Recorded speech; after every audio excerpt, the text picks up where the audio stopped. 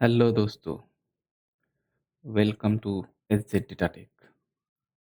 आज हम डिस्कस करेंगे introduction on data and with related concepts.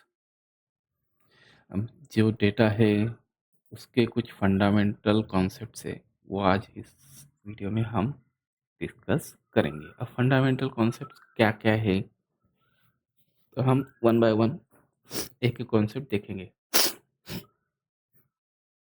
तो पहला आता है डेटा टाइप।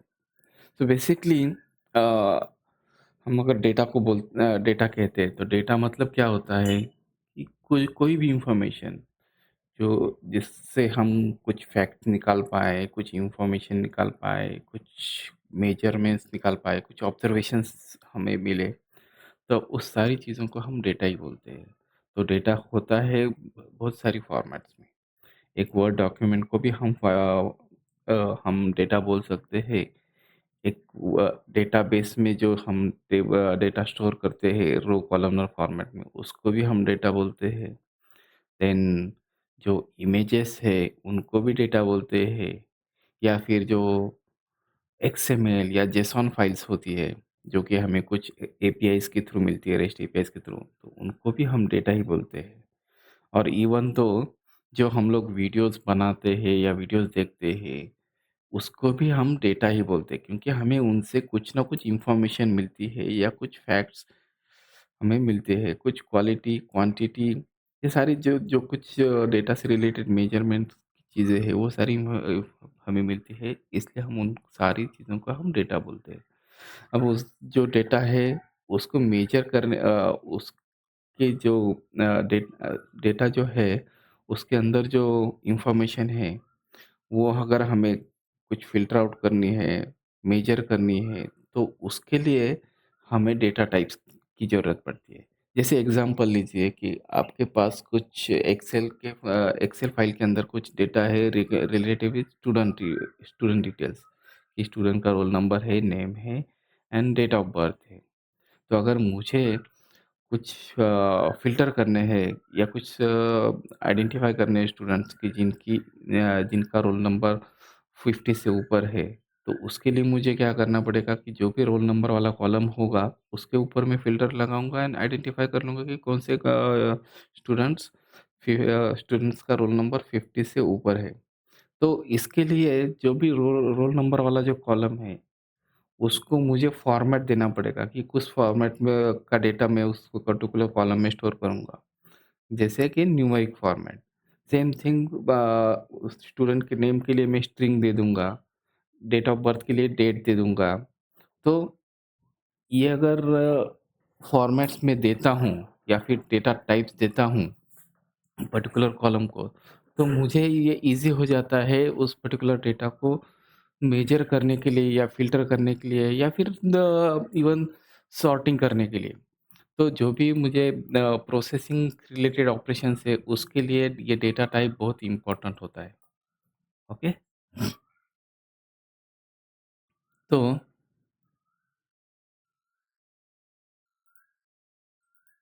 1 मिनट देना। ओके।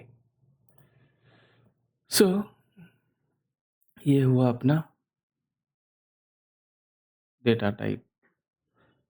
नाउ लास्ट में मैंने लिखा हुआ है structured, semi structured and unstructured. तो ये क्या है?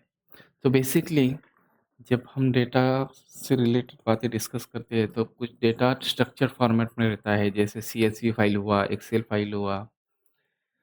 सेमी स्ट्रक्चर्ड मतलब जिसमें हमें की वैल्यू काइंड ऑफ इंफॉर्मेशन मिलती है, जैसे जेसॉन और एक्सएमएल हुआ। जैसे अगर मैं जेसॉन की बात करता हूँ, सॉरी, एक्सएमएल की बात करता हूँ, तो मुझे ऐसा इस तरह का फर्स्ट नेम, ये एक टैग हुआ, let's say Sonali. Okay. So and this first name close हो गया। तो ये हुआ हमारा काइंड ऑफ एक्सएमएल डेटा। तो अगर आप देखोगे, यहाँ पे कोई कॉलमनर फॉर्मेट नहीं है कि जहाँ पे हेडर दिया है एंड हेडर के अंदर सारी रिलेटेड इंफॉर्मेशन है। तो ये है टैग के अंदर। सेम थिंग अगर मैं सीएसवी बोलता हूँ, तो वहाँ पे फर्स्ट नेम होता है एंड फर्स्ट नेम सोनाली। तो इस तरह से इंफॉर्मेशन स्टोर कर की जाती है। This is the key, this is the value. So this इसको बोलेंगे हम सेमी स्ट्रक्चर्ड। देन अनस्ट्रक्चर्ड मतलब क्या? कि जो भी इमेजेस है, वीडियोज़ है या पीडीएफ फाइल्स है, ये जो जिस उसके अंदर जो इंफॉर्मेशन हम स्टोर करेंगे उसको हम बोलेंगे अनस्ट्रक्चर्ड। नेक्स्ट नेक्स्ट जो कॉन्सेप्ट है वो है स्टोरेज का। तो हम लोग जब भी डेटा को स्टोर करते हैं तो वो अलग-अलग तरीके से स्टोर करते हैं। तो यहाँ पे मैंने 3 चीज़ें मेंशन की है, database, data warehouse and data lake. ये कॉन्सेप्ट है बेसिकली। हम लोग यूजुअली डेटा को स्टोर करते हैं। लेट्स टेक एग्जांपल के मुझे डेटा को स्टोर करना है तो मैं क्या करूँगा, एक टेबल के अंदर स्टोर करूँगा। तो मेरा जो भी इंफॉर्मेशन है, एक लेट्स टेक एग्जांपल, मेरा फर्स्ट नेम है, मैंने एक सेल के अंदर या फिर रो रो कॉलम के अंदर स्टोर कर दिया। कहाँ है ये सेल? ये सेल है आपके टेबल के अंदर। ओके, जो भी आपका आरडीबीएमएस टेबल होगा उसके अंदर है। ये टेबल कहाँ है? एक डेटाबेस के अंदर। तो बहुत सारे टेबल रहेंगे रिलेटेड विथ पर्टिकुलर एप्लीकेशन, तो वो सारे एक डेटाबेस के अंदर आ जाएँगे। अब बहुत सारे डेटाबेस रहेंगे एक प्रोजेक्ट से रिलेटेड, तो वो सारे आ जाएँगे एक स्कीमा के अंदर। अभी बहुत सारे स्कीमा रहेंगे रिलेटेड विथ वन ऑर्ग, तो वो आ जाएँगे एक डेटा वेयरहाउस के अंदर। ओके। और बहुत सारे वेयरहाउस रहेंगे रिलेटेड विथ डिफरेंट ऑर्गेनाइजेशंस, तो वो आ जाते हैं अपने एक क्लस्टर में। तो बेसिकली एक जैसे ये क्लाउड टेक्नोलॉजी से वो क्या करते हैं, एक अपना बहुत बड़ा क्लस्टर या एक हब बनाते हैं बहुत बड़ा, जहाँ पे ये सारे वेयर हाउसेस वो स्टोर कर सकते हैं। ओके। तो बेसिकली हम डेटाबेस बोलेंगे तो हम एक्चुअल इंफॉर्मेशन डेटाबेस के अंदर जो टेबल है वहाँ पे रखते हैं, और सारे जो डेटाबेस आते हैं वो वेयर हाउस के अंदर ही आते हैं। तो आपको आपको ये देख के समझ में, ये पर्टिकुलर हायरार्की देख के समझ में आ गया होगा कि वेयर हाउस के अंदर कितना सारा डेटा हो सकता है, करेक्ट? तो यूजुअली ये जो वेयर हाउस होता है, इसका जो डेटा है ये मोस्टली एनालिसिस के लिए यूज़ होता है। वहाँ पे मैं ऐसे क्वेरी चला के देखूँगा नहीं कि हाँ, निकालो चलो फ़िल्टर करके select star from this table and find out X equal to Y, क्योंकि ये जो निकालना है, ये जो ट्रांज़िशन ओएलटीपी रिलेटेड जो जो क्वेरीज़ रहती है, यूजुअली हम लोग वो यहाँ पे यूज़ करते हैं, और जो भी एनालिसिस रिलेटेड क्वेरीज़ होती है, वो हम लोग डेटा वेयरहाउस के अंदर यूज़ करते हैं। ओके। तो अभी ये तीसरा पार्ट क्या है, लेक वाला। तो लेक मतलब क्या है कि जो भी रॉ डेटा रहेगा, जिसको हमने कुछ प्रोसेसिंग वगैरह कुछ नहीं किया है, वो सारा रॉ डेटा हम लोग लेक लोकेशन पे स्टोर करते हैं। तो सोर्स के पास अभी अपने पास बहुत सारे सोर्स है, रेस्ट वाला है या फिर डिफरेंट डिपार्टमेंट का डिफरेंट डेटा आता है, तो वो सारा उठा के हम लोग एक जगह पे स्टोर करेंगे, that is called as lake. तो ये लेक का जो कॉन्सेप्ट है, इसमें यूजुअली एक स्पेस, ऐसा समझो कि एक हार्ड डिस्क है या थाउजेंड्स ऑफ हार्ड डिस्क है, जिसके अंदर हम लोग ये डेटा स्टोर करेंगे। एंड वो जो पर्टिकुलर डेटा है, वो बस रॉ डेटा है। उसके ऊपर मैं कोई एनालिटिक्स वाली क्वेरीज़ नहीं चला सकता। उसके ऊपर मुझे एनालिटिक्स वाली क्वेरी चलानी है, तो मुझे वो रॉ डेटा में से इन्फॉर्मेशन निकालनी पड़ेगी एंड उसको कहीं पर कोई वेयरहाउस के अंदर स्टोर करना होगा, या फिर कोई भी डेटाबेस के अंदर प्रॉपर टेबुलर फॉर्मेट में रखना होगा, and then only I can get the required analytical related information from that particular data. Okay. अब वो इंफॉर्मेशन लेने के लिए ही आता है आपका next part, data processing and analysis. तो ईएक्सटी मतलब क्या, कि एक्सट्रैक्ट ट्रांसफॉर्म लोड। तो एक्सट्रैक्ट मतलब क्या हुआ कि मैं जो भी इंफॉर्मेशन मुझे रिक्वायर्ड है वो एक्सट्रैक्ट करूँगा। कहाँ से एक्सट्रैक्ट करूँगा? डिफरेंट सोर्सेज से। तो अभी ये डिफरेंट सोर्सेज मतलब क्या होता है कि कुछ अलग-अलग सिस्टम्स रहती है, वहाँ से मुझे इन्फॉर्मेशन लेना है, जैसे एसएफटीपी वाला सोर्स हुआ, या फिर कोई रेस्ट एपीआई हुआ, या फिर कोई क्लस्टर है जहाँ पे डेटा स्टोर करके रखा हुआ है, जैसे अगर मैं बोलूँगा एडब्ल्यूएस डेटाबेस है, उसका जो स्टोरेज है एस3 स्टोरेज, वहाँ पे कुछ फाइल्स पड़ी है, तो वहाँ से मैं फाइल्स उठाऊँगा एंड उनको प्रोसेस करूँगा, तो that is called as extract. तो यहाँ पे एक्सट्रैक्ट मतलब मुझे सिर्फ़ एक्सेस करना है, कनेक्शन करना है एंड डेटा को लेके आना है, ओके? एक्सट्रैक्ट करना है।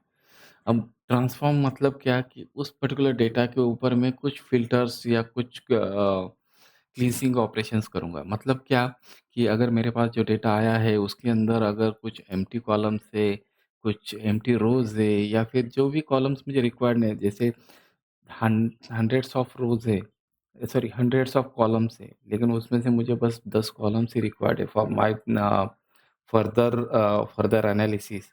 तो मैं सिर्फ़ उनको ही फ़िल्टर करके उनको ही कंसीडर करूँगा, और जो भी मेरे पास ल लास्ट में जो भी इन्फॉर्मेशन मिलेगी या फिर डेटा मिलेगा फ़िल्टर करने के बाद, तो वही डेटा मैं उठा के कोई टारगेट स्टोरेज रहेगा, वहाँ पे लोड कर दूँगा। वो हुई अपनी लोड स्टेट। अब टारगेट स्टोरेज कुछ भी हो सकता है, आपका डेटाबेस भी हो सकता है, आपका कोई क्लाउड स्टोरेज लोकेशन भी रह सकता है, या फिर आप कोई फ़ाइल फ़ॉर्मेट में भी आप स्टोर कर सकते हो। सो ये हुआ ईटीएल। देन डेटा इंटीग्रेशन मतलब क्या है, कि मुझे डेटा मिला है डिफरेंट सोर्सेज से, तो वो डेटा में इंटीग्रेट करके उसमें से कुछ प्रॉपर इंफॉर्मेशन निकालूंगा। जैसे अगर हम लोगों ने देखा होगा कि हम हमें जब अगर एम्प्लॉइज़ की इंफॉर्मेशन निकालनी है पर्टिकुलर डिपार्टमेंट की, तो एम्प्लॉयी का टेबल अलग है, डिपार्टमेंट का टेबल अलग है। तो हम लोग उनको कंबाइन करके प्रॉपर इंफॉर्मेशन निकालते हैं। तो जो कंबाइनिंग जो है that is called as integrity, so that एक प्रॉपर यूनिफाइड व्यू मिल जाता है हमें as per our need, that is integrity. Then आता है आपका डेटा माइनिंग। डेटा माइनिंग मतलब क्या है, कि डेटा का जो भी एक प्रॉपर पैटर्न हमें आइडेंटिफ़ाई करना होता है। डेटा का प्रॉपर पैटर्न आइडेंटिफ़ाई करते हैं हम लोग, एंड उसको वही पर्टिकुलर डेटा को हम आगे कंसीडर करते हैं फर्दर प्रोसेसिंग के लिए। तो वो हुआ आपका डेटा माइनिंग। देन आता है आपका मशीन लर्निंग एंड एआई। अब मशीन लर्निंग एंड एआई क्या है, कि अपने पास बहुत सारा हिस्टोरिकल डेटा पड़ा है। तो वो हिस्टोरिकल डेटा को रेफ़र करके हम लोग क्या करते हैं, कुछ मॉडल्स ट्रेन करते हैं। ये जो मॉडल्स रहते हैं, ये मॉडल्स मतलब काइंड ऑफ एक टेक्निक है। मशीन लर्निंग एक टेक्निक है, जिसमें ये मॉडल बनाए जाते हैं, और ये मॉडल क्या करते हैं, हिस्टोरिकल डेटा को रेफ़र करते हैं, एंड उससे वो ट्रेन होते हैं। तो वो एक बार ट्रेन हो गए, तो वो यूज़ करके हम लोग जो फ्यूचर वाले जो प्रेडिक्शंस या डिसीजंस है, वो ईज़िली ले सकते हैं। उसके लिए यूजुअली ये मशीन लर्निंग और एआई का यूज़ होता है। जैसे अ मेरे पास 2023 का डेटा है, ओके? तो मैं उस डेटा के ऊपर अगर मॉडल को ट्रेन करूँगा, तो मुझे पता चल जाएगा कि मुझे कौन-सी पर्टिकुलर सेल्स के ऊपर फ़ोकस करना चाहिए, जिससे कि मेरा रेवेन्यू बढ़े। तो ये जो है, इस तरह के डिसीज़न लेने के लिए ईज़ी हो जाता है, एंड हमें ईज़िली प्रॉपर डिसीज़न लेके प्रॉपर गेन हम ले सकते हैं बिज़नेस के अंदर। तो ये हुआ अपना मशीन लर्निंग। देन आते हैं हम अपने नेक्स्ट पॉइंट के ऊपर। तो वो है अपना डेटा क्वालिटी। अब डेटा क्वालिटी मतलब क्या है कि हम लोग डेटा की क्वालिटी चेक करते हैं। डेटा की क्वालिटी चेक करने के लिए ये जो है कुछ पॉइंट्स यहाँ पे मेंशन किए हैं कि जैसे एक्यूरेसी है क्या, कंप्लीटनेस है क्या डेटा के अंदर, कंसिस्टेंसी है क्या, वैलिडिटी है क्या, टाइमलीनेस है क्या। तो ये कॉन्सेप्ट है उसमें। अब एक्यूरेसी मतलब क्या है, एक्यूरेट है क्या डेटा। कंप्लीटनेस मतलब प्रॉपरली कंप्लीटेड है क्या फाइल, या ऐसा है कि आधा अधूरा ही डेटा आ गया। कंसिस्टेंसी है क्या, मतलब क्या कि कंसिस्टेंटली प्रॉपरली आ रहा है क्या वो, या कुछ कहीं पे मिस हो रहा है, कुछ एक्यूरेसी में गड़बड़ है, वो हुआ आपका कंसिस्टेंसी। कुछ कॉन्ट्राडिक्शन तो डेटा में नहीं है। उसके बाद आता है आपका वैलिडिटी। वैलिडिटी मतलब डेटा कितना एज़ पर जो हमने कुछ कंस्ट्रेंट्स या रूल डिफाइन किए हैं, उसके अकॉर्डिंगली डेटा है या नहीं है, या कुछ गड़बड़ है, लाइक डेट के कॉलम में कुछ अलग ही डेटा आ रहा है। इस तरह से हम लोग वो मेजर करते हैं उसकी एक्यूरेसी और reliability, that is your validity. Timeliness मतलब डेटा कितनी फ्रीक्वेंटली आ रहा है। अभी यूज़र ने बोला है कि डेली बेसिस पे डेटा आएगा, एंड एक्चुअल में देखा जाए तो डेली बेसिस में नहीं आ रहा है, दैट इज़ हम लोग टाइमलीनेस उसका मिस कर रहे हैं। तो ये सारे मेजर्स हम चेक करते हैं उसके अंदर, जिससे हम अपने डेटा की क्वालिटी डिफाइन कर सकते हैं। और इवन नेक्स्ट पॉइंट आता है अपना डेटा का गवर्नेंस एंड सिक्योरिटी। डेटा का गवर्नेंस एंड सिक्योरिटी मतलब क्या कि उसमें हम मोस्टली देखते हैं कि डेटा की प्राइवेसी, डेटा की सिक्योरिटी, डेटा के इथिक्स एंड कंप्लायंस। अभी प्राइवेसी मतलब क्या हुआ कि जो भी डेटा हम हमारे पास आया है या हमने रखा है, तो उसको हमने प्रॉपरली स्टोर करके रखा है क्या, या कोई भी एक्सेस कर सकता है। तो ईज़िली किसी को भी एक्सेस नहीं देना है। जो भी डेटा की कॉन्फिडेंशियलिटी रहती है उसको हमें फ़ोकस करके सेंसिटिव इन्फॉर्मेशन किसी को शेयर नहीं करनी है। एंड जो भी ऑथराइज़ यूज़र रहेगा वही सिर्फ़ उसको एक्सेस कर पाएगा, दैट इज़ योर डेटा की प्राइवेसी। एंड सिक्योरिटी मतलब सेम हुआ, दैट कि इज़िली कोई भी इज़िली डेटा को कोई भी एक्सेस नहीं कर पाए, या उसमें मास्किंग की हुई रहे, जिससे कि डेटा अनवांटेड डेटा किसी को अनवांटेड यूज़र को अपना डेटा इज़िली एक्सेस ना हो पाए। ओके? या फिर ऐसे ही डेटा पड़ा है कहीं पर भी और कोई भी देख रहा है, इवन दो उससे वो डेटा उससे डेटा से उसे कुछ नहीं मिलने वाला, लेकिन फिर भी वो उसको अगर इजीली एक्सेस हो रहा है, तो that is we are breaching our security. Data ethics मतलब वही सेम जो गाइडलाइंस या प्रिंसिपल्स होते हैं डेटा के ऊपर, कि डेटा को कैसे यूज़ करना है, कैसे मैनेज करना है। तो वो हुए अपने डेटा के एथिक्स। इज़िली डेटा को किसी को भी एक्सेस नहीं करने देना, या फिर डेटा के अंदर कोई भी मॉडिफ़िकेशंस आप नहीं कर सकते। ये सारी चीज़ें आ जाती है एथिक्स के अंदर। Then compliance. कंप्लायंस मतलब क्या कि इवन दो हमने डेटा की प्राइवेसी फ़ॉलो की है, सिक्योरिटी फ़ॉलो की है, एथिक्स फ़ॉलो की है, लेकिन फिर भी एक थर्ड पर्सन होना चाहिए जो कि हमने जो कुछ किया है वो चेक करे एंड इंश्योर करे कि वहाँ पे कोई भी लूप होल्स नहीं है। तो यूजुअली ये ऑडिट्स रिलेटेड एक्टिविटी होती है जिसमें ये सारे मेजर्स चेक किए जाते हैं, एंड इंश्योर किया जाता है कि हम लोग जो भी गवर्नेंस के पॉलिसीज़ है वो फॉलोज़ कर रहे हैं, जो भी रेगुलेशंस है उनको हम ब्रीच नहीं कर रहे हैं कहीं कहीं पर भी। वो सारी चीज़ें ये कंप्लायंस में चेक होती है। अब हम जाते हैं नेक्स्ट पॉइंट के ऊपर, that is your big data. Big data के अंदर होता है वॉल्यूम। बिग डेटा मतलब क्या हुआ कि बहुत सारा जो डेटा है टीबी, पीबी के अंदर, तो वो सारा डेटा जो है वो अगर मैं एक कंप्यूटर पे तो नहीं स्टोर कर सकता, तो वो हम लोग मल्टीपल कंप्यूटर पे स्टोर करते हैं। मल्टीपल कंप्यूटर पे स्टोर करते हैं, तो मल्टीपल कंप्यूटर से अगर मुझे डेटा फेच करना है, तो मैं डिस्ट्रीब्यूटेड कंप्यूटिंग यूज़ करूँगा वहाँ पे। Okay? And distributed computing use करने के लिए मुझे स्पार्क यूज़ करना होगा। अब यूजुअली हम लोग जब डेटा डिस्ट्रीब्यूटेड कंप्यूटर्स पे स्टोर करते हैं, तो हम यूज़ स्टोरेज के लिए हडूप यूज़ कर सकते हैं और कंप्यूटिंग के लिए स्पार्क यूज़ कर सकते हैं। किस केस में? अगर बिग डेटा है अपने पास, बहुत सारा डेटा है, तो उसको अगर मुझे स्टोर करना है, प्रोसेस करना है, तो एक प्रॉपर फॉर्मेट को मुझे फ़ॉलो करना पड़ेगा। अब ये कैसे होता है, हडूप में कैसे स्टोर करते हैं, स्पार्क में कैसे कंप्यूटिंग करते हैं, ये डीप में हम देखेंगे जब हम स्पार्क और हडूप सीखेंगे। अब ये वॉल्यूम, वेलोसिटी, वैरायटी और बहुत सारे वीज़ हैं। बेसिकली ये सारे जो वीज़ हैं, वो सारे बिग डेटा से रिलेटेड है कि वॉल्यूम मतलब बहुत सारा डेटा होना चाहिए, वेलोसिटी मतलब बहुत फ्रीक्वेंटली उसका वो डेटा आना चाहिए, वैरायटी मतलब बहुत डिफरेंट टाइप्स ऑफ वैराइटीज़ हो सकती है डेटा के अंदर, ये सारी चीज़ें हैं।